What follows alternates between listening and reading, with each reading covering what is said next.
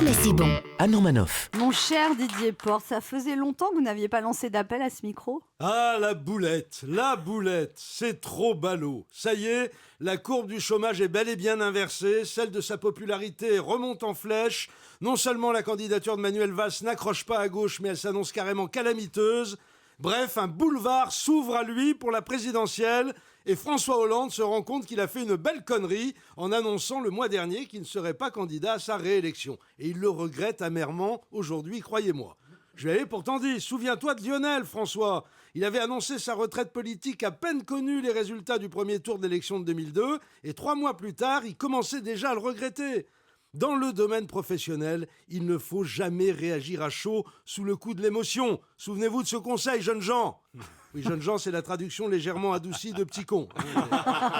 J'essaye de bien commencer l'année. Sympa. Ne jamais céder à sa première impulsion. Par exemple, quand Anne Romanoff m'a annoncé combien je serais payé pour participer à sa pique, mais c'est bon, au début de la saison, ma première réaction a été de me dire « Je vais aller voir Lagardère et je vais lui péter la gueule. » Et après, je lui arracherai sa chemise et je la découperai en fines lamelles que je brandirai au bout d'une pique en criant « Mélenchon président !» Mais je me suis réfréné et je ne le regrette pas puisque depuis, on m'a promis que je serais augmenté de 2 € par chronique dans 5 ans. À condition, bien sûr, que Philippe Poutou soit élu président de la République. François Hollande a parlé trop tôt, évidemment. Mais tout n'est pas perdu, monsieur le président. Vous pouvez encore essayer de rattraper le coup. Vous n'avez qu'à prétendre que vous avez aperçu une caméra, vous avez cru qu'elle appartenait à des journalistes venus vous rendre visite, et donc vous avez dit une connerie. Par réflexe, la force de l'habitude, quoi. Ou alors vous expliquez que vous avez été mal compris, que lorsque vous avez déclaré « Je ne serai pas candidat à ma réélection », vous vouliez parler de votre réélection au poste de premier secrétaire du Parti socialiste. Vous pouvez aussi invoquer un trait d'humour, une de ces blagounettes dont vous êtes si notoirement friand, monsieur le président. Faites savoir qu'il s'agissait en réalité d'un poisson d'avril, mais à votre façon à vous. C'est vrai qu'un poisson d'avril, c'est quand même beaucoup plus drôle quand on le fait le 1er décembre. Hein. Ou bien vous dites carrément que ce n'est pas vous qui vous êtes exprimé ce soir-là, c'était Canteloup. Ah, il est fort le Lascar. Expliquez bien que même vous, vous avez cru que c'était vous, tellement son imitation était réussie.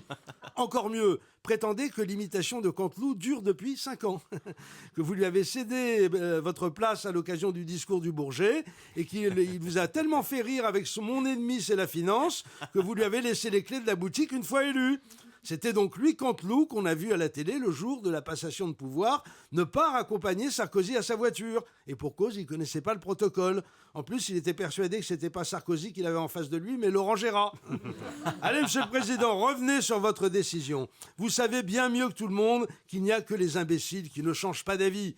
Vous vous imaginez, en fin de vie, au Conseil constitutionnel, coincé entre Giscard, en train de vous raconter pour la 842e fois, avec force claquement de dentier et autres chointements gourmands, sa love story d'1 minute 30 avec Lady Diana contre le bassin à canard des Jardins de l'Élysée, et Lionel Jospin vous infligeant pour la 324e fois le compte-rendu minute par minute du tie-break 18-16 du 4e set du match Borg-McEnroe en finale de Wimbledon en 1980.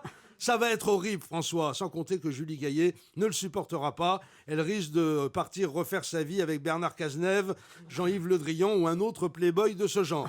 Allez, monsieur le président, revenez dans la course, écoutez le public, il vous réclame. Oui.